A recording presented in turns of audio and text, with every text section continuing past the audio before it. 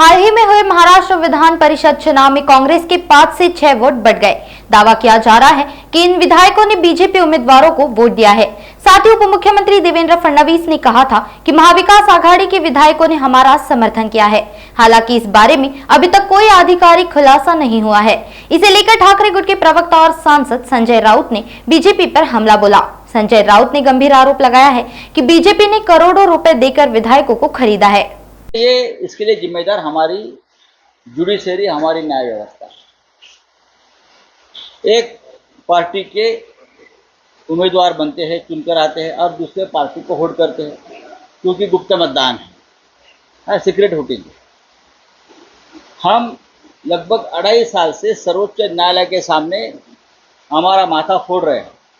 हमारे 40 एमएलए और शरद पवार साहब के राष्ट्रवादी कांग्रेस के 40 एमएलए जिसने पार्टी बदल दी है, उसके खिलाफ एक पिटीशन चल रही है और जस्टिस चंद्रचूड़ ने कहा है कि गैर कानूनी है।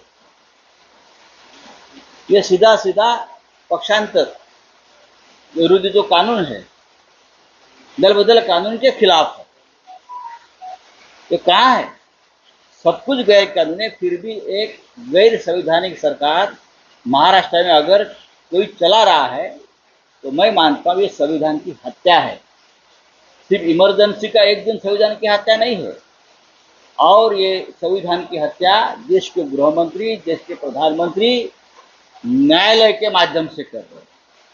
हम 2.5 साल से सर्वोच्च न्यायालय के सामने ये मुद्दा लेकर खड़े हैं कि महाराष्ट्र में एक अनकॉन्स्टिट्यूशनल गवर्नमेंट सरकार केंद्र की मदद से चल रही है।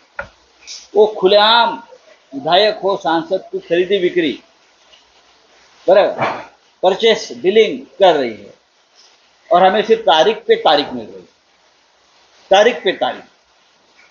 14 जुलाई को आर्गुमेंट होने वाला था या अंतिम, अब 14 अगस्त दे दिया। हर तारीख जो हमको मिलती है इस मामले में, वो हर तारीख संविधान की हत्या मानता हूँ, और उसके लिए हमारी न्याय व्यवस्था, सुप्रीम न्याय व्यवस्था, देश के गृह मंत्री और इस देश के प्रधानमंत्री जिम्मेदार।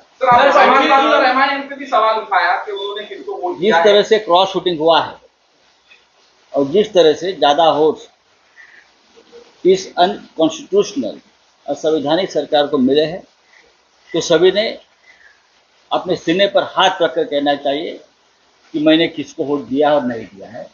फिर हमारे महाविकास आघाड़ी के जो साथी हैं, चाहे समाजवादी पार्टी हो, चाहे और भी है लोग, हाँ ना कांग्रेस के साथ जो बेईमानी हुई है उनके लोगों ने की है, उसके लिए कौन जिम्मेदार है?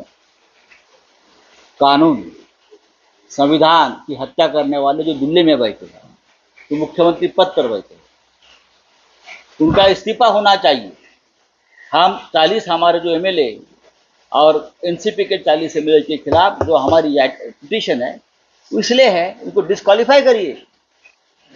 जब ये न्यायालय करेगा तभी इस प्रकार से जो गैर संवैधानिक काम करते हैं विधायक, उनको कहीं ना कहीं रोक लगेगी। लेकिन उसके लिए इंकरेजमेंट देने का काम हमारी न्याय व्यवस्था, हमारा गृह मंत्रालय और हमारा पीएमओ ऑफिस कर रहा है। संवैधानिक हत्या दिवसच आहे। नोटबंदी यासाठी केली की देशातला भ्रष्टाचार कमी होईल, बरोबर ना? पण या देशातला भ्रष्टाचार कमी होण्याऐवजी आज ट्रक भरून आणि टेम्पो भरून नोटा या आमदार फोडण्यासाठी आणि क्रॉस वोटिंगसाठी देण्यात आल्या।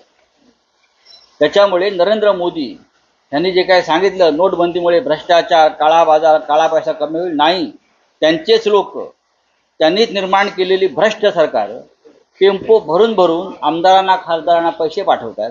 हा पैसा आला कुठून हे नरेंद्र मोदीजींनी सांगावं। ज्या हसन मुश्रीफ यांच्यावर ईडीने धाडी घातल्या भ्रष्टाचारी म्हणून, त्या नागड्या पोपटलालांना जाऊन कोल्हापूरला तमाशा गेल्या, त्या हसन मुश्रीफ यांच्या एका कार्यक्रमासाठी देशाचे गृहमंत्री अमित शाह येत आहेत। हे किती ढोंगी आणि बकवास लोक आहेत ते तुम्ही पहा।